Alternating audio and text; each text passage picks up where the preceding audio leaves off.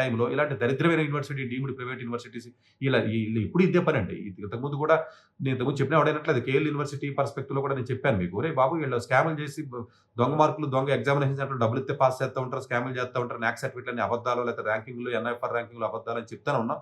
వాడు ఇష్యూ అయింది. ఇష్యూ అయిన తర్వాత నాక్ క్యాన్సిల్ చేశారు. ఇదయింది. It's not about KL university అని కానీ అంటే ఒక యూనివర్సిటీ నేను తప్పు పట్టడం అని కాదండి. అన్ని డీమ్డ్ యూనివర్సిటీస్, ప్రైవేట్ యూనివర్సిటీ ఇలా వరుసగానే ఉంటాయి వీళ్ళకి.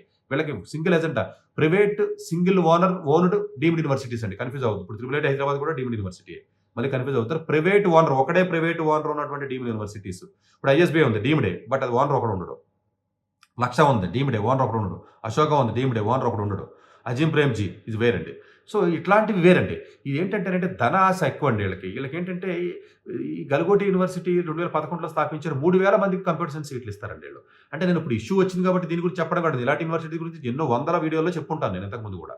అంటే ఇప్పుడు సందర్భం వచ్చింది కదా! ఇప్పుడు చెప్పడం ఏముందండి, ముందు నుంచి చెప్తానే ఉన్నాం. ఇప్పుడు గలగోటియే వచ్చింది కదా అని. అంటే వీళ్ళేంటంటేనంటే అంటే వాళ్ళ డబ్బు ఆర్జించడం గురించి, పేరు రావడం గురించి ఏదైనా మ్యానిపులేట్ చేస్తారు. బేసికల్‌గా దే ఆర్ మ్యానిపులేటర్స్ అండి. Any deemed university manipulators.